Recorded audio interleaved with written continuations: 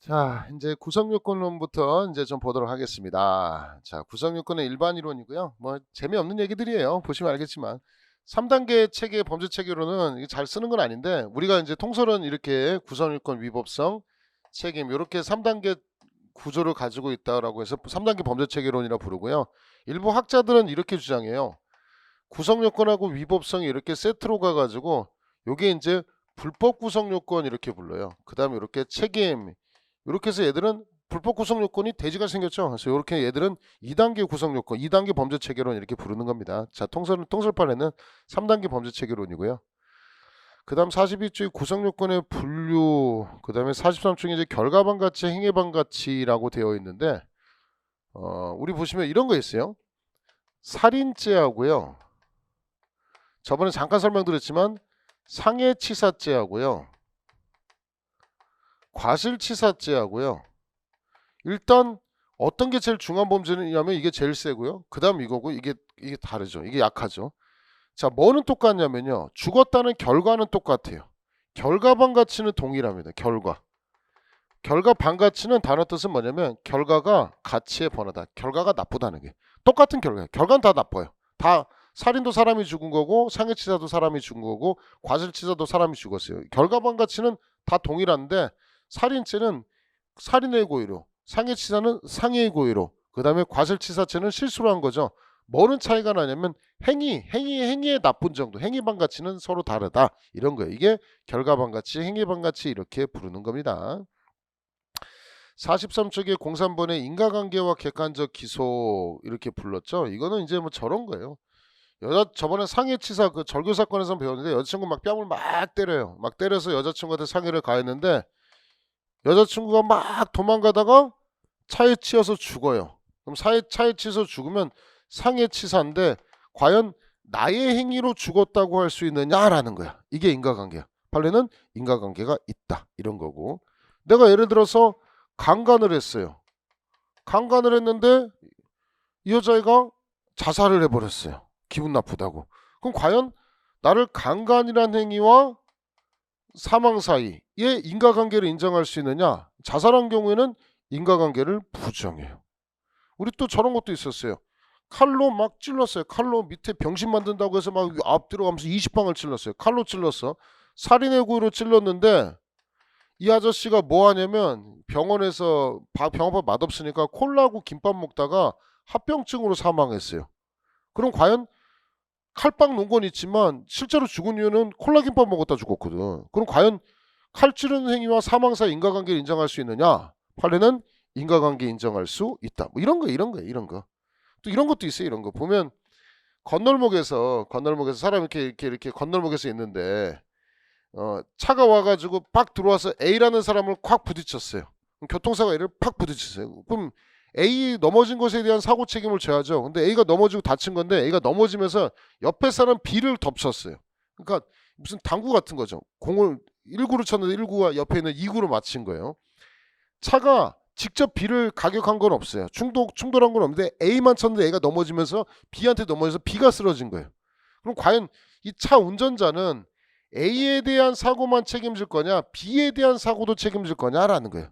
판례는 B에 대한 사고도 책임을 져라라는 거예요. 이것도 결국 교통사고 없었으면 B도 다칠 이유가 없죠. B에 대한 사고도 책임지라 이런 거고요. 또 이런 것도 있어요. 이 보면 철도 건널목 있잖아요. 철도 건널목에 보면 중간에 이렇게 있어가지고 차량 통행을 보행을 이렇게 차 같은 거 못 다니게 내리막 내려오잖아요. 이렇게 띠띠띠띠띠 내려오고 삐삐삐삐 뭐 내려오잖아요. 근데 차가 돌진해가지고 기차를 들이받았어요. 꽝 해서 들이받았어요. 자, 그럼 차가 이 잘못이죠. 자, 근데 옆에서 반대쪽 편에서 애가 자전거 타고 있다가 꽝 부딪히니까 이 바람에 실제로 자전거는 부딪힌 적이 없어요. 지금 자전거 안 닿는데 꽝 하면서 자전거 넘어졌어요. 넘어져서 애가 상처를 입었어요. 실제로 부딪히지는 않았어요. 그럼 과연 이 차는 이 열차 부딪힌 것만 책임을 져야 되느냐, 아니면 그 바람에 의해서 넘어졌잖아요. 자전거 넘어진 애에 대한 사고까지도 책임을 져야 되느냐라는 거예요. 판례는 그것도 업무상 과실치사로 책임을 져라. 이 교통사고 바람에 날려간 거니까 이것도 상체와의 인과관계에 있다. B가 쓰러진 것도 인과관계 있다. 이런 인과관계 있는지 없는지를 판례에 따라서 배우는 것이 인과관계와 객관적 기석입니다. 여기다 쭉 넘기시고요. 44쪽에 자, 구성요건 고의라는 게 있습니다. 구성요건 고의는 이제 칼로 사람을 찔러서 죽인다는 고의가 있는 거고, 고의는 이제 두 가지로 이렇게 불러요. 진짜 죽여버리려고 확정적 고의, 처음부터 의도적으로 칼 들고 와서 기다리고 있다 칼로 팍 찔러 죽인 경우 있어요. 그런 경우도 있고요. 뭐 싸우다가 갑자기 격분해서 팍 찔렀는데 죽어버렸어요. 그러니까 자기는 뭐 죽일 생각 없었다고 변명하는 경우도 굉장히 많아요, 생각보다. 근데 죽어도 어쩔 수 없다 이거이거든요. 이게 이제 용인설이라고 해서 나중에 학설도 배우는데, 죽어도 어쩔 수 없다 이런 새끼도 있어요. 지 여자친구 목 졸라가지고 쓰러뜨리는 거 지가 119 신고해요. 그래서 누가 졸랐냐면 내가 졸랐어요. 미안해 이래요. 나는 널 죽일 생각이 없어서 목 졸라놓고.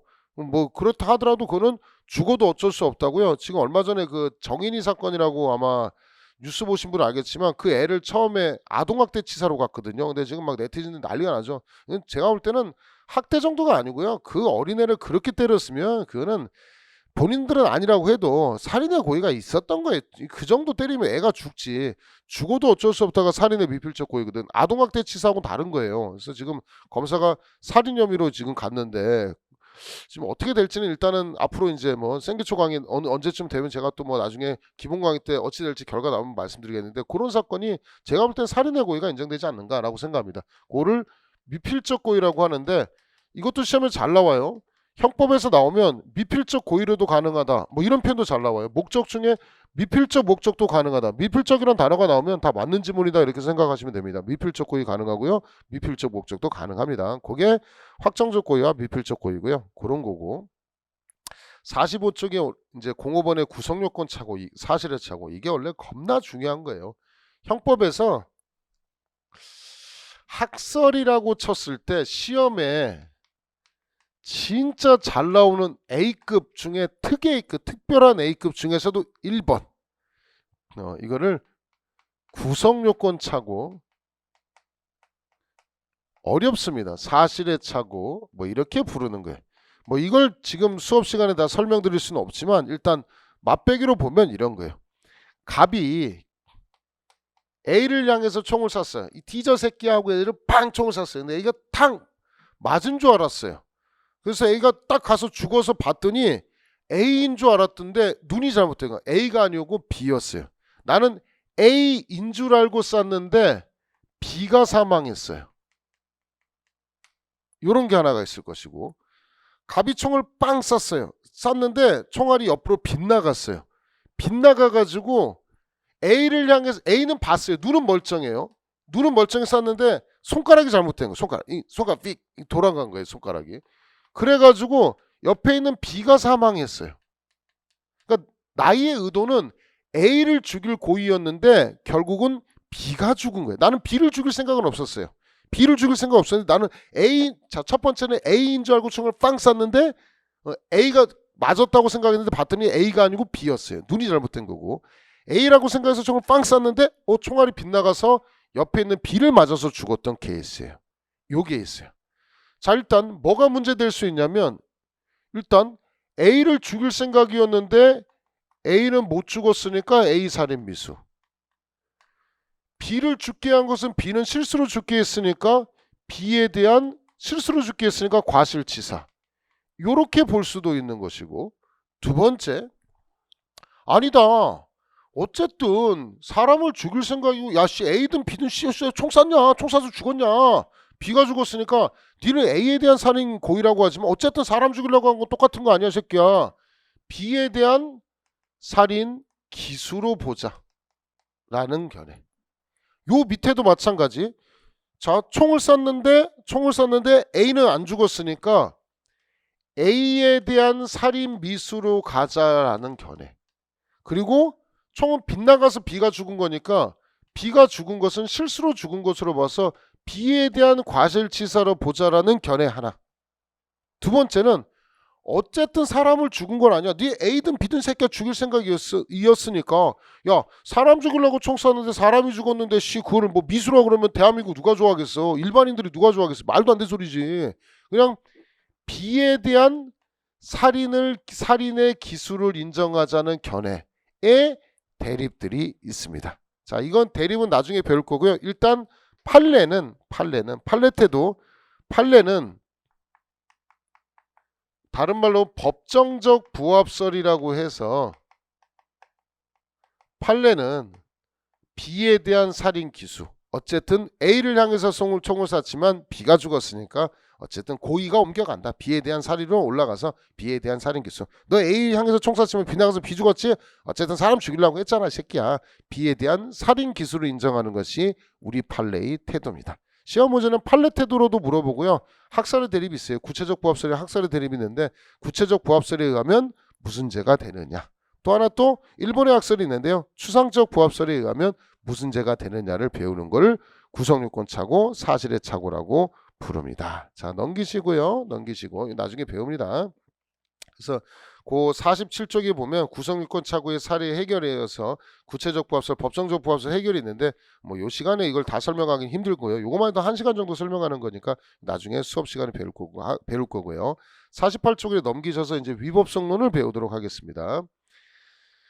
자, 위법성의 일반 이론, 나쁘다, 좋다. 일단 사람을 죽이면 나쁜 새끼로 추정이 돼요. 사람 죽은 나쁜 새끼죠. 그럼 내가 뭐라고 하냐면 내가 왜 걔를 죽였느냐. 걔가 나를 죽이려고 나를 강간하려고 했고 나한테 강도가 들어왔으니까 나는 마지못해서 어쩔 수 없이 나는 저항하기 위한 거다 라고 주장하는 게 이제 정당방위 이런 걸 얘기하는 겁니다. 그래서 오른쪽에 49쪽에 02번의 정당방위를 보도록 하겠습니다.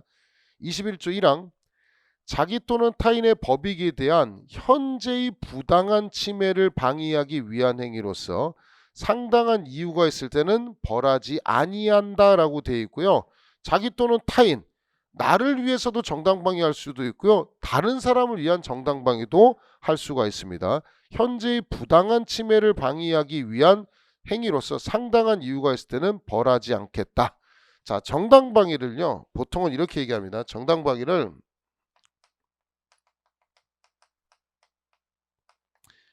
자, 부정 대 정의 관계로 얘기합니다. 강도가 들어온 것은 바르지 못한 거죠. 부정이죠. 강도에 저항하는 행위를 정당방위라고 해서 위법성을 조각시킵니다. 자, 그 다음에 또 뭐가 있냐면 50쪽 넘겨서 보시면 정당방위라는 게 있고 52쪽 넘기시면 긴급피난이라는 것이 있어요. 52쪽에 22조 보도록 하겠습니다. 자기 또는 타인의 법익에 대한 현재의 위난을 피하기 위한 행위는 상당한 이유가 있을 때는 벌하지 않겠습니다. 자, 긴급피난은요. 부당하다는 얘기, 그런 얘기가 없어요. 그래서 이거는 정대정의라고 부르는 거예요. 자, 정대정의라는 거예요.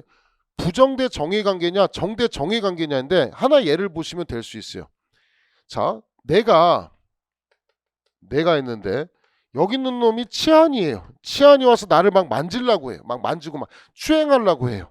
그래서 내가 옆 사람이 가지고 있는 우산을 뺏어가지고 이 치안을 공격했어요. 야, 치안한테 내 맨손으로 안 되니까 우산 갖고서는 이 개새끼야 해서 우산으로 두들겨 팼어요. 그러면 일단은 이 치안에 대해서 폭행이나 상해를 가했다면 요거는 나쁜 새끼죠. 부정이죠. 부정이기 때문에 내가 그럼 치안을 공격해서 폭행이나 상해로 나를 처벌할 수 있느냐? 일단 폭행죄의 구성요건에는 해당하지만 나는 나쁜 새끼, 부정대 정의 관계니까 뭐는 될 수 있는 거냐면 나는 정당방위로서 위법성이 조각돼요. 이 치안에 대해서는 내가 폭행 가한 것은 정당방위로서 처벌받지가 않아요. 자, 근데 나는 또 어떤 범죄도 저질렀냐면 남의 우산으로 사람을 때려서 우산을 만약에 손괴했다고 칩시다. 남의 우산을 부쉈다라고 칩시다. 남의 우산을 부수게 되면 손괴죄의 구성요건에 해당해요. 그럼 나의 행위를 나쁜 짓으로 평가할 수 있느냐? 이게 또 쟁점이잖아요. 근데 생각해보면 이 사람은 나쁜 놈이 아니에요. 부정이 아니에요. 얘가 무슨 잘못한 게 있어요? 잘못한 게 하나도 없잖아요. 그럼 얘는 정의라고 평가되는데 나는 이 우산에 대해서는 정당방위할 수가 없는 거예요. 왜? 정당방위는 뭐 대 뭐의 관계니까? 부정 대 정의 관계니까. 그럼 나의 행위를 뭐라고 평가할 수 있느냐? 이게 쟁점이에요. 그래서 판례는 뭐라고 하느냐? 나의 행위는 위법성이 조각되는데 뭐로서 위법성이 조각되는 거냐면 긴급 피난이라는 것으로서 위법성이 조각된다는 거예요. 그러니까 정당방위는 부정대 정의 관계고요. 긴급 피난은요, 정대 정의 관계를 말하는 것입니다. 자, 그러면 일단 정당방위 조금만 하나 더 보면 판례 중에 겁나 중요한 판례 하나 보시면 이런 거 있어요. 이게 길이 있었는데 우리 길 오면 보통 이렇게 이쪽에 차량이 한 대 이렇게 오고 밖으로 이제 피할 데가 없어요. 막 주차 막 불법 주차 막 돼 있고 이래요.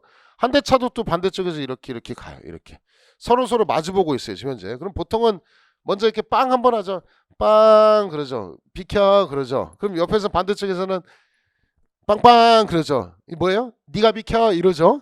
근데 만약에 차가 또 옆에서 또 이제 한 대가 이제 또 붙고 있으면 여기는 이제 빵빵빵빵 그러죠. 비켜라 이 개새끼야 이러죠. 그럼 여기서 막 차가 이제 막 붙으면 네가 비켜야 되는데 빵빵빵빵빵빵 하죠. 막 이러죠. 막 이렇게 둘이 싸우는 지금 양쪽에 이렇게 싸우고 있는 게 지금 서로 비키라고. 그래서 여기서 자 이제 등치 큰 놈이 나와서 운전기사가 이제 딱 나오죠. 운전기사하고 이제 여기 와서 이제 아들 새끼하고 막 와서 옆에서 이 개새끼야 뭐 어쩌고 저쩌고 막 이렇게 이러고 있어요. 지금 네가 비켜 이 새끼야 조그만 새끼가 이 새끼 이 싸가지 없는 새끼 비켜 이 개새끼야 막 이렇게 싸우고 있어요. 이러고 그러면 여기서 가만히 있으면 상관이 없는데 얘가 뭐 했냐면 여기 이제 아버지가 있어요. 아버지가 있고 여기 이제 아들이 있어요. 이 사람이 차로 확 밟는 거 있잖아요. 악셀 밟는 거. 악셀 밟아서 막 위협하는 거 있잖아요. 막 악셀 밟는 거. 여기서 이 아버지를 들이받으려고 해요. 그래서 이 아들내미가 깜짝 놀라가지고 여기 있는 사람의 머리털을 확 잡아당겨요. 뭔지 알겠죠 지금? 나를 구하기 위한 게 아니고 아버지 생명을 구하기 위해서 머리털을 확 잡아당겼어요. 그럼 과연 이 아들의 행위를 정당방위로 볼 수 있느냐? 이 쟁점이에요. 자, 정당방위로 볼 수 있다. 왜? 나를 위해서도 정당방위할 수 있지만 누구를 위해서? 아버지를 위해서도 뭐 할 수 있다? 정당방위할 수 있다. 이게 이거예요. 자, 그럼 보시면 자, 우리 다시 51쪽에 넘어와서 어디냐? 49쪽에 보시면 자, 조문 한번 볼게요.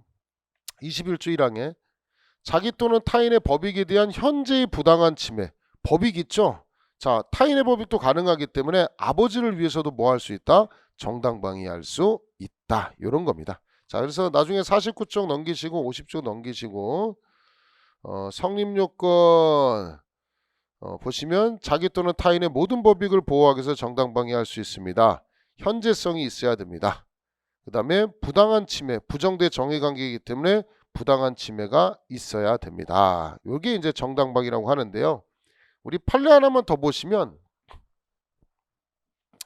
저 영화 보는 거 엄청나게 좋아하는데 영화에서도 많이 나오는 소재 중에 하나인데 부부가 별거 중에 있어요.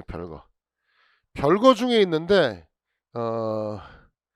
이 여자가 이 남자가 이제 들어와서 별거 중인데 이제 남편인데 별거 중에 있는데 남자가 이제 와서 성관계를 맺는 거예요. 뭐 별거 중에 뭐 성관계 하는데 이 여자가 뭐 했냐면 침대 밑에다가 과도를 하나 숨겨두고 있어요. 그래서 남편이 와서 이제 성관계를 하죠. 성관계 하는데 이 새끼가 변태 새끼예요. 그래서 뭐 가위 들고서는 막 성관계하면서 야 막 이런 새끼 가위로. 근데 이 여자는 이걸 알고 있었던 거야. 그래서 변태적 성행위를 하니까 이것에 저항하기 위해서 이 여자가 밑에 숨겨둔 칼로 남자를 팍팍 찔러 죽여버린 거예요 지금. 그래서 여자의 행위는 일단은 뭐로 평가했냐면 상해치사라는 범죄로 일단은 뭐 살인까지는 안 가고 상해치사라는 범죄로 이제 갔던 거예요. 여자는 뭐라고 주장하냐면 이 남자 새끼가 변태적인 성행위를 한다. 그래서 나는 그걸 저항하기 위해서 나의 칼로 찌르는 행위는 정당방위다 이렇게 주장하는 거예요. 근데 판례는 뭐라고 하냐? 영화에서 많이 나오잖아요. 칼 숨겨두고 있는 거 이거는 자기 집에다가 침대 밑에 칼 숨겨둔 사람이 몇 명이나 돼요. 이 여자는 이 여자의 변태적 성행위 하는 거를 알고 있었고 예전에도 해봤을 거 아니에요. 그러니까 그걸 알기 때문에 아 이걸 기회로 이용해서 찔러야 되겠다 라는 생각을 가지고 있었다는 거예요. 그래서 이 여자는 뭐가 안 된다? 상해치사죄에 해당하지 뭐가 안 된다? 정당방위에 해당하지 않는다는 거예요. 나중에 뒤에서 배우겠지만 정도를 초과한 경우는 뭐라고 부르냐면 과잉방위라고 부르는데 혹시 그럼 이 여자는 과잉방위라고 해서 형을 좀 깎아줄 수 있냐라고 했더니 판례는 뭐도 아니고 뭐도 아니다. 정당방위도 아니고 과잉방위도 아닙니다. 이 여자를 뭐로 처벌하겠다? 상해치사죄로 처벌하겠다는 게 판례의 태도입니다. 자, 51쪽도 넘기시고 52쪽 넘기시기 바랍니다. 52쪽 긴급피난을 좀 보도록 하겠습니다. 긴급피난에서 이런 거 있었어요. 긴급피난에서도 판례 하나 보시면 정대 정의관계라고 했잖아요. 자, 굉장히 유명한 사건이에요. 우리 금성호 사건이라고도 하고 뭐 피족의 양식장 사건이라고도 하는데 이 배의 이름이 금성호예요. 자, 금성호가 이제 배를 정박하려면 이제 닷을 이렇게 내리잖아요. 닷을 내립니다. 닷을 보통은 5샤클, 뭐 1샤클에 125m라고 하는데 5샤클 정도를 닷을 내려요. 그러면 흔들리지 않겠죠. 근데 이날 뭐가 있었냐면 앞에서 태풍이 불어요. 태풍이 부니까 겁나 무섭죠. 그래서 뭐 하냐면 닷을 더 내린 거예요. 요 닷은 요 밑에가 뭐 있었냐면 요 밑에가 피조개 양식장이 있었던 거예요. 피조개 양식장. 피조개 양식장이 있는데 평상시 5샤클만 내리면 상관이 없는데 이거를 닷을 더 내려가지고 7샤클로 내렸어요. 무슨 얘기인지 이해되시죠? 태풍 불면 어떤 일이 벌어지겠어요? 태풍이 확 불면 피조개 양식장이 뭐가 됐겠어요? 피바다가 됐겠죠. 겁나 썰러가지고 미안합니다. 자, 피조개 양식장이 피바다가 됐습니다. 자, 그러면 이 금성호 선장의 행위를 법적으로 평가하면 어떻게 하느냐? 그러니까 이런 거 하는 거예요, 형법이. 일단은 금성호 선장의 행위는 자, 재물 손괴, 남의 양식장을 손괴한다는 것에 대한 미필적 고의는 있다. 그래서 너의 행위는 손괴죄의 구성 요건에는 해당한다. 이게 첫 번째 쟁점이고. 두 번째, 자, 그럼 이 선장의 행위를 위법하다고 볼 수 있느냐 이거예요. 일단 태풍은 사람이 나쁜 짓 한 건 아니죠. 이건 부정은 아닙니다. 부정. 나쁜 짓은 아닙니다. 태풍 불었다고 나쁜 새끼 이럴 순 없죠. 다만 이 태풍을 나의 법익을 침해하는 거잖아요. 그래서 나를 보호하기 위해서 남의 양식장을 손괴하는 거 뭐는 될 수 있느냐?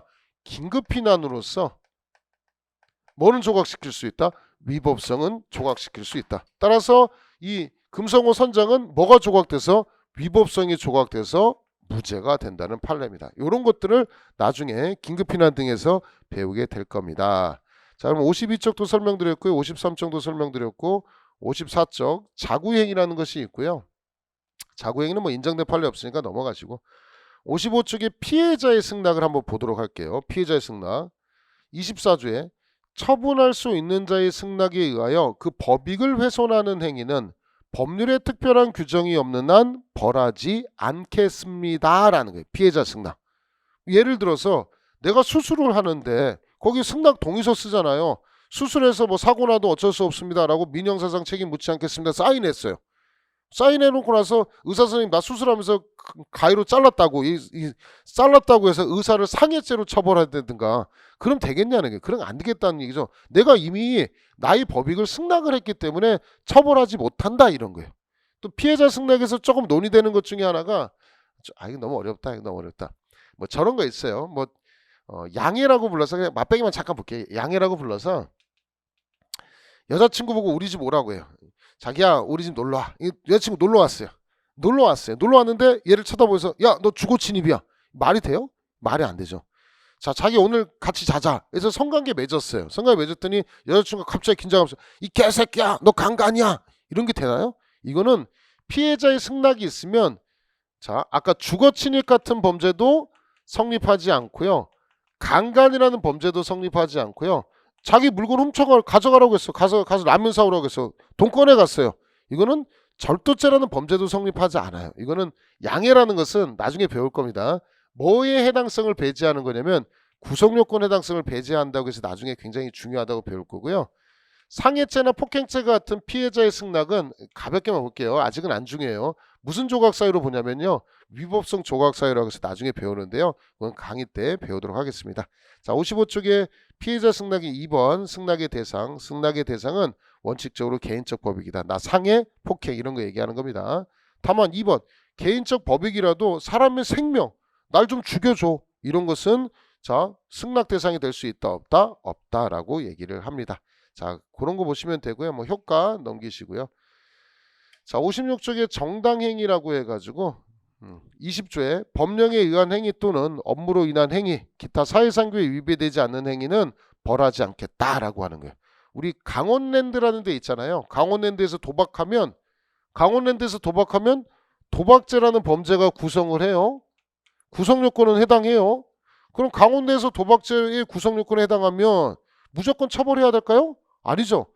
폐광 지원 설치법이라고 해서 강원랜드만큼은 도박할 수 있도록 법에 규정을 두고 있어요. 그래서 법에 규정을 두고 있기 때문에 강원랜드에서 도박해도 뭐가 조각되냐면 위법성이 조각돼서 무죄예요.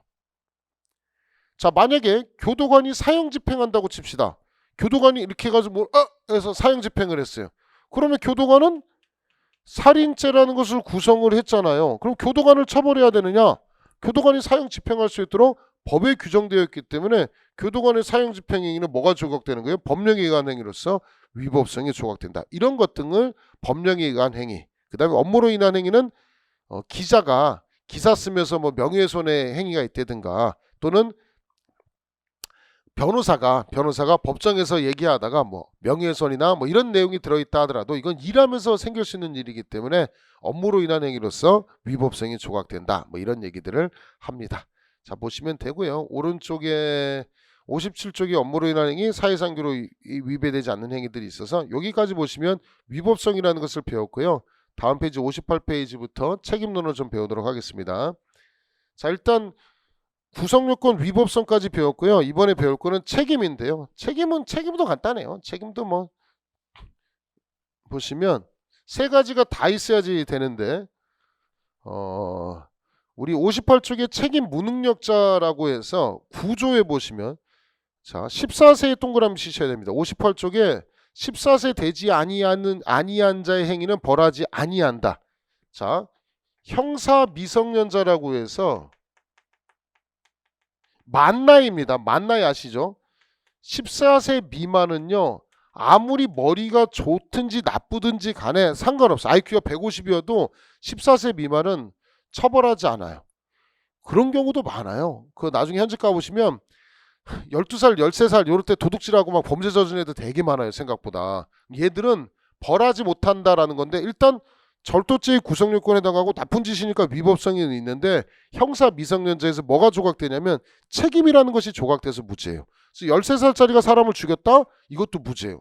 저번에 중학교 1학년짜리인가 여자애가 자기 동료를 자기 친구를 집에다가 불러다 놓고 진짜 잔인했어요. 불러다 놓고 그러니까 부모 이혼했다고 막 놀리고 다니니까 집에 불러가지고 과도로 찔러서 죽였어요.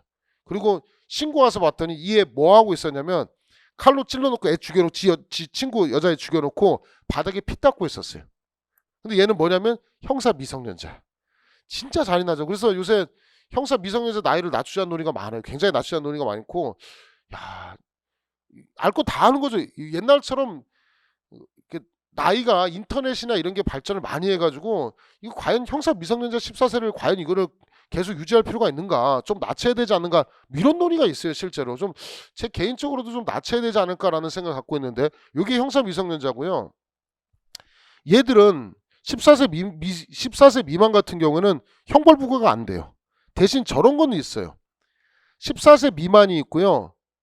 10세 이상 14세 미만이라고 있어가지고 얘들은 뭐라 부르냐면 나중에 배우겠지만 촉법소년이라고 불러요.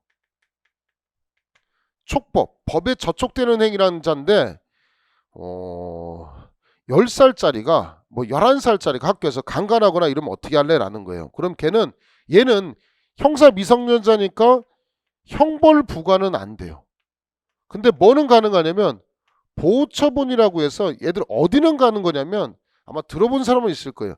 소년원이라고 요새 뭐 직업학교 등으로 이름을 많이 바꿨는데 교도소는 못 가지만 소년교도소는 못 가지만 어디는 갈 수 있냐면 소년원 등은 가요. 그래서 10세 이상 14세 미만자가 범죄를 저질렀다 형벌 부과는 안 되고 보호처분은 가능해요.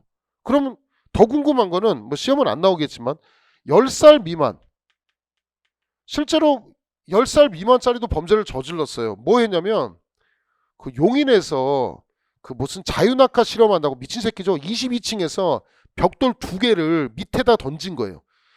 나는 이해가 안 가는 게 무슨 자유낙하 실험을 무슨 야 이거 밑에 사람 있으니까 그 캣맘이라고 고양이 밥 주고 있는데 위에서 벽돌 2개를 떨어뜨려서 직사시켰어요. 정말 잔인하죠. 이 초등학교 2학년짜리인가 그랬습니다. 걔는 여기도 안 돼. 14세 미만도 아니고 10살 미만도 아니고 9살인가 그랬어요. 9살짜리니까 뭐도 안 되고 뭐도 안 되는 거예요. 걔는 형벌도 안 되고 보호처분. 소년교도소도 안 가고요. 소년원도 안 가요. 결국은 걔는 형법상도 무죄고요. 아무런 책임도 지지 않아요. 그래서 요 나이를 촉법선의 나이를 낮추자는 논의가 좀 있는데 어쨌든 일단 현재 상태는 이 상태입니다. 요거고요. 58쪽에 심신장애라고 있습니다. 심신장애. 심신장애로 인하여 뭐 정신병 등이 있어가지고 사물을 변별할 능력이 없거나 미약한 거 아닙니다. 의사를 결정할 능력이 없는 자를 뭐라고 하냐면 심신상실자라고 부릅니다. 심신상실. 없는 자예요. 자, 심신상실자는 얘들은 책임이 조각돼서 무죄예요. 무죄. 형사 미성년자 마찬가지로 심신상실자도 책임이 조각돼서 무죄라고 부르고요. 59쪽에 한정책임 능력자라고 해서 10조 2항을 한번 봅시다. 심신장애로 인하여 전항의 능력이 미약한 자는 형을 감경할 수 있다. 밑줄 치세요. 나중에 다 해요. 형을 감경할 수 있다. 심신미약자, 상실까지는 아닌데 조금 약한 새끼는 어떻게 하겠느냐라는 거예요. 자, 얘는 예전에 어떻게 했냐면 얘는 예전에는 이렇게 놨어요. 형을 감경한다라고 했어요. 예전에는. 형을 감경한다는 얘기는 무조건 해줘야 되니까 필요적 감경이라고 해서요. 반을 뚝 잘라서 반을 깎아줘야 돼. 반 깎아주는 것을 필요적 감경이라고 부릅니다. 그래서 어떤 거 있었냐면 형을 반씩 깎아주는 거예요. 그러니까 염창동에서 염창동인가요? 아니구나. 하여튼 강서구 염창동 맞다. 거기서 PC방에서 PC방 알바를 칼로 찔러서 살해했어요. 칼로 찌르는데 칼로 찌른 게 얼마나 잔인했냐면 이 개새끼가 얼굴 부위를 가격했어요. 이게 찔러보면 전 찌르지 않아서 물어는 봤는데 이게 배 같은 데는 찔르면 느낌이 뭐 나쁘지 않대요. 이 새끼들 한 소리가. 근데 얼굴 같은 데는 것은 찌를 수가 없어요. 근데 얼굴을 그렇게 찔러서 죽였다면은 이거는 말도 못한 극심한 고통을 겪는 거예요. 이렇게 얼굴을 찔러가지고 사람을 살해했거든요. 근데 이 새끼 뭐라고 했냐면 자기 정신병자다. 이런 얘기를 하는 거예요. 그러니까 정신병자라고 얘기하면 얘 뭐 받고 싶다는 거야? 심신미하고 형을 반을 깎고 싶다는 얘기죠. 그래서 네티즌들이 난리가 났어요. 저도 말도 안 된다고 했죠. 그래서 법이 바뀌었어요. 원래는 형을 감경한다는데 감경할 수 있다로 바뀌었어요. 감경할 수 있다가 되면 필요적 감경이 아니고 뭐냐면 해도 되고 안 해도 되는 거 임의적이라고 하잖아요. 임의적 감경이에요. 그럼 시험 문제 뭐라고 쓰면 틀린 지문이냐? 심신미약자는 형을 감경한다. OX, X. 심신미약자는 필요적 감경이다. OX, X. 이런 식으로 출제가 되는 거니까 체크를 해서 보시면 좋겠습니다. 거기 뭐 심신미약자 반또라이라고 써놨죠. 그런 것도 있고요. 11조에 농화자라는 게 있어요. 농화자는 형을 감경한답니다. 농화자는 기머거리 앤드 벙어리. 둘 중에 하나가 아니고요. 기머거리, 듣지도 못하고 벙어리, 말하지도 못하는 사람은 형을 감경한다. 옆에다가 필요적 감경 이렇게 써두세요. 감경할 수 있다라고 쓰면 틀려요. 심신미약자는 임의적 감경인데 농화자는요. 형을 감경한다. 필요적 감경에 해당하니까 꼭 주의해서 보시기 바랍니다. 자, 원인에 있어서 자유로운 행위 하나만 더 보고 또 쉬는 시간 또 가도록 하겠습니다. 자, 형법학설에서 제일 중요한 게 구성요건적 착오고요. 두 번째 중요한 게 원인에 있어서 자유로운 행위입니다. 이름도 되게 길어요. 원인에 있어서 자유로운 행위. 그래서 원자행위 이렇게 불러요. 원자행 이렇게도 부르고요. 원자행위 이렇게도 부르는데 원인에 있어서 자유로운 행위는 뭐냐? 자, 정신병자면 처벌하지 않는다고 했죠. 그래서 내가 갑이 A를 살해할 때, 살인할 때 내가 맨정신으로 찌르면 안 되겠다 싶은 거예요. 맨정신으로 찌르면 안 되겠다 싶어가지고 뭐 자기 몸에 마약을 맞아요. 마약을 맞거나 정신병자를 만들어요. 우리 만취하는 것도 책임 조각 해주거든요. 명정이라고 해가지고 그러니까 술을 잔뜩 처먹어요. 또는 마약을 맞아요. 그래서 본인 상태를 심신상실이나 심신미약 상태를 만들어요. 만든 상태에서 한 상태에서 A를 찔러서 죽여요. 그죠? 그러면 일단은 만약에 A를 죽이면 살인죄의 구성요건에 해당하죠. 그 다음에 사람 죽이면 나쁜 새끼 맞죠. 위법성이죠. 만약에 나의 행위를 책임을 조각시켜주거나 책임을 감경해서 반으로 깎아주면 사람들 범죄 저질 때 어떻게 하겠어요? 당연히 술 처먹고 찌르겠지. 당연히 맨정신 안 찌르고. 그죠? 그러기 때문에 이런 놈을 어떻게 하겠느냐? 책임을 과연 상실이나 미약으로 갈 거냐 아니면 책임 능력자로서 처벌해야 되겠느냐. 당연히 개새끼도 뭐로 해야 되겠습니까? 책임 능력자로서 처벌해야 되겠죠. 당연한 거죠. 그게 요겁니다. 자, 59쪽에 10조 3항. 위험의 발생을 예견하고 자의로 심신장애를 야기한 자의 행위는 전 2항의 규정을 적용하지 않는다. 전 2항의 규정을 적용하지 않는다. 밑줄 치시고 뭐로 처벌하겠다? 책임 능력자로 처벌하겠다는 거예요. 그럼 또 양아치같이 또 하나 출제를 내겠죠. 어떻게 출제하느냐? 책임 무능력자로 판단하겠다. OX, X. 책임 무능력자가 아니고 뭐로 처벌해야 돼요? 책임 능력자로 처벌하겠다. 그래서 책임 있는 자로 처벌하기 때문에 너는 살인죄로 처벌하겠다. 이거예요. 다시 한번 10조 3항. 자, 위험의 발생을 예견하고 자의로 심신장애를 야기한 자의 행위는 자, 전 2항의 규정을 적용하지 않는다고 했으니까 결국은 심신상실, 심신미약을 적용하지 않겠다. 책임 능력자로 처벌하겠다. 요게 원인에 있어서 자의로운 행위라고 부릅니다. 이것과 관련된 학설이 있는데요. 그건 나중에 수업 시간에 또 배우도록 하고요. 여기서 문제가 되는 게 뭐냐면 위험의 발생을 예견하고 자의로라고 돼 있잖아요. 이 자의로라는 뜻과 관련돼서 굉장히 중요한 싸움이 하나 있었어요. 자, 이 10조 3항의 원자행위는 자의로라고 돼 있으니까 이거하고 비슷하지 않냐. 고의의 경우에만 적용되고 과실의 경우에는 적용하지 말자는 견해가 하나 있었고요. 야, 자의로라고 되어 있지만 고의에 의한 원인에 있어서의 자유로운 행위하고 과실에 의한 원인에 있어서의 자유로운 행위도 모두 적용하자는 견해가 대립할 수가 있어요. 과실에 의한 원인에 있어서 자유로운 행위는 뭐냐면요. 교통사고를 냈어요. 교통사고를 내가지고 얘가 술이 만취해서 교통사고를 냈어요. 그 다음에 만취해서 교통사고 내고 옆에다가 옮겼어요. 그리고 거기서 같이 잤어요. 그래서 죽었어요. 얘는 뭐라고 얘기하냐면 저는 소주 3병 이상 마셔서 술에 만취해서 전혀 기억이 없었습니다. 저는 잘못이 없습니다. 라고 주장한 거예요. 저는 술에 만취했으니까 책임 조각시켜주세요. 뭐 교통사고는 모르겠지만 사람을 옮겨가지고 죽게 하는 거 그거는 책임 조각시켜주고 무죄로 해주십시오. 그 부분은 교통사고만 처벌해주세요. 라고 주장하시는 연예인이 있었어요. 굉장히 유명한 연예인이 한 분 계셨습니다. 그분이 판례를 만드셨어요. 교통사고 냈어요. 소주 3병이나 처먹고요.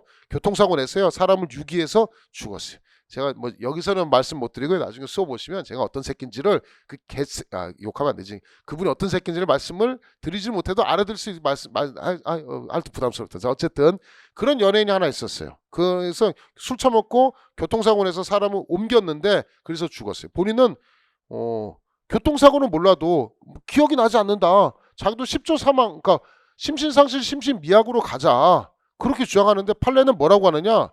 첫 번째 케이스가 아니고 너 과실의 경우에도 자 10조 3항을 적용해서 너 교통사고에 대해서 책임을 져라. 책임 무능력자가 아니고 뭐로 처벌하겠다?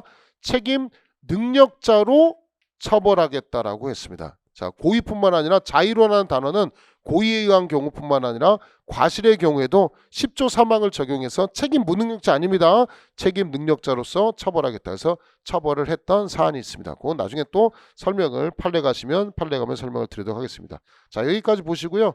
60쪽에 보시면 미법성의 인식, 뭐 금지착오, 법률의 착오가 있는데요. 조금만 더 보죠. 뭐 금지착오 보시면 금지착오 뭐 이런 거예요. 가볍게 보시면 되는데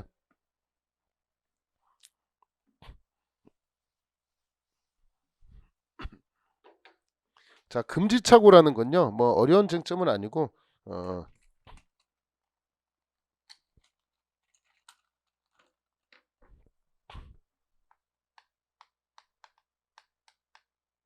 나는 뭐라고 생각했냐면 나는 처벌되지 않는다고 생각했어요. 내 머릿속 생각이 처벌되지 않는다고 생각했는데 알고 봤더니 처벌이 되는 사안이 요걸 금지착오라고 보여. 자, 내가 인식한 것은 처벌이 필요 없다고 생각했는데 현실은 처벌을 하는 거예요. 무슨 얘기냐면 제가 구청에 가가지고 구청 가서 공무원한테 나 여기 건축물 지어야 되는데 건축허가 받아야 되나요? 아니면 산림에서 자수정을 채취해야 되니까 산림허가 뭐 벌채 허가 같은 거 받아야 되나요? 라고 내가 담당 공무원한테 물어봤어요. 그랬더니 담당 공무원이 뭐라고 얘기하냐면 원래 허가 받아야 돼. 근데 이 멍청한 새끼가 그런 거 허가 안 받아도 돼요. 그냥 알아서 하십시오. 라고 얘기했던 거야. 그럼 나는 공무원 새끼가 허가가 필요 없다 그러니까 건축도 지을 거고 자수정 채취 같은 거 할 거 아닙니까? 담당자가 필요 없다고 하니까. 그래서 건축물 지었어요. 건축물도 지고 자수정도 채취를 했어요. 그랬더니 다른 공무원이 와서 나를 단속하겠대. 당신의 행위는 처벌되는 행위래. 실제로 봤더니 처벌되는 행위야. 그래서 나는 뭐라고 얘기하냐면 나는 처벌되지 않는다고 생각했다. 근데 현실은 처벌된다. 근데 나는 겁나 억울하다. 왜? 내가 이렇게 처벌되지 않는다고 오인함에 정당한 이유가 있다. 정당한 이유는 뭐냐? 나는 누구로부터 들었다. 담당 공무원이 허가가 필요 없다라고 얘기했어. 나는 그래서 자수정도 채취한 거고 건축허가도 한 거다. 건축물도 지은 거다. 내가 무슨 죄냐? 판례는 담당 공무원한테 물어본 거는 대부분 정당한 이유가 있다라고 물어봐요. 근데 나는 내가 오인을 했는데 나는 무선 설비업자 그냥 직원이에요. 나는 얘한테 물어봤다. 나는 동네 아저씨한테 물어보니까 처벌되지 않는다고 했다. 또는 나는 외환은행 직원한테 내가 물어보니까 외환은행 직원이 겁나 똑똑한 새끼인데 그 새끼 서울대 나온 새끼인데 걔한테 물어보니까 허가가 필요 없다 그랬다. 이렇게 민간인 사인한테 물어봐요. 무선 설비업자한테 물어보거나 외환은행 직원한테 물어본 것은 이것까지는 안 되겠죠. 요거는 네가 착각하는데 정당한 이유가 있다 없다? 없다라고 판시했습니다. 그러니까 누구한테 물어봤는지가 중요한 거예요. 뭐 나중에 보시면 변호사한테 물어봐서 되는 거 있고 안 되는 거 있고요. 변리사한테 물어봐서 되는 거 안 되는 거 있고요. 그런 디테일하고 세부적인 거는 나중에 수업 시간에 배우도록 하고요.